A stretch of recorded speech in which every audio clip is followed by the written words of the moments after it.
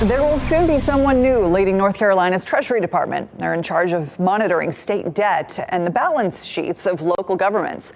Dale Folwell led the office for 8 years. You know, he ran for governor and he lost in the Republican primary. Today, I spoke with him about the election results and the future of North Carolina's finances. Joining me now is North Carolina State Treasurer Dale Folwell. Thank you so much for being here. Thank you for having me. Yeah, it's great to have you here. I first want to talk to you about the governor's race. You ran for this office. You lost to Mark Robinson in the Republican primary. First, let's play a clip of you from last December. Mark Robinson does not reflect the party that I joined nearly 50 years ago in North Carolina. And, you know, I'm going to let Mark Robinson be who he is, and I'm going to be who I am. As I said earlier, someone who speaks to people like adults, and what they hear makes common sense.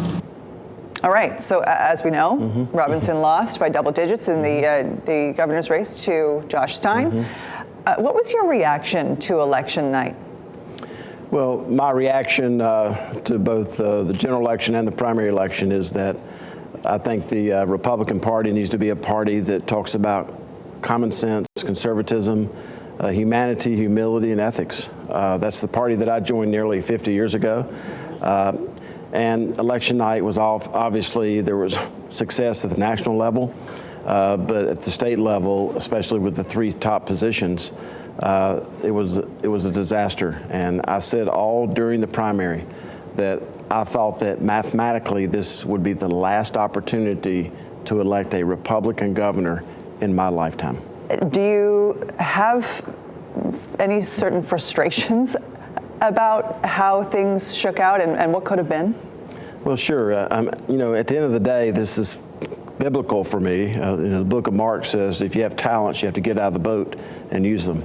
My reputation is that I love saving money and I love fixing things.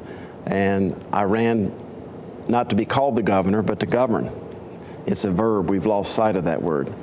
And there's lots that need to be fixed at DMV and DOT and DHHS and all the other agencies that report to the governor. To directly answer your question, I'm just reminded of what my former neighbor in Winston-Salem used to always say, Maya Angelou, that when a person shows you who they are the first time, you should believe them. This person that people have seen over the last few months, who was the Republican nominee for governor, Mark Robinson, this is always who he's been. Anyone who's, in my observation, who's ever come in contact with him, sold him a car, sold him a house, or gave him a job, especially the taxpayers, either he didn't show up for work or they got fleeced. And this is just the latest example.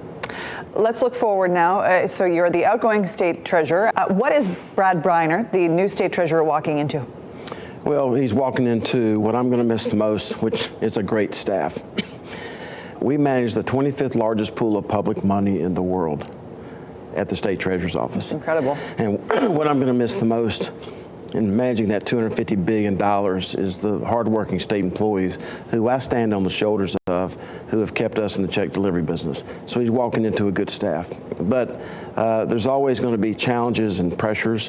One is with the state health plan, which is insolvent. You don't expect to hear that from the state treasurer, because healthcare costs are doing this, prescription drug costs are doing this, and the funding we've gotten from the General Assembly is doing this. So that's one of the biggest challenges. But most importantly, to make sure that the next treasurer advocates for the invisible. There's nearly 1 million people on this pension plan. They don't know who the state treasurer is, but it's important for the state treasurer to know who they are, because they teach, they protect, they otherwise serve, and it's taxpayers like them.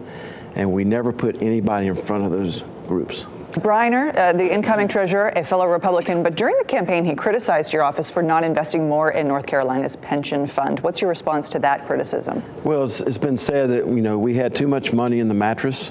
There are no mattresses at the treasurer's office. The fact is, if you can pick and choose whatever period of time you want to look into, but the treasurers of North Carolina for nearly 80 years have been very, very conservative. I'm the first Republican treasurer elected since President Ulysses S. Grant. And we've always been conservative in our stance. And, you know, when the stock market fell 24% in 2022, nobody complained about us being too conservative then. I've never pretended to have a crystal ball, but, you know, there's always room for improvement, and Treasurer-elect Briner will have that opportunity. Okay. So you've been serving in public office for a long time. What's next for you? Well, what's next is that I want God and my family and friends and my motorcycles to all be happy with me. Your motorcycles. Yes. And, you know, I'm pretty excited about that. I've been in Raleigh for nearly 20 years as a legislator or a member of the cabinet, and I've already covered this. So I'm going to miss the state employees. You know, no one calls the treasurer's office to book a cruise. They call because they've had a life-changing event. Yeah.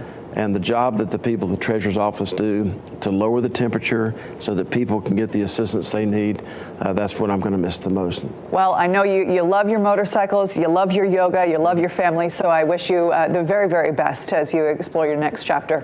Well, thank you. Yep.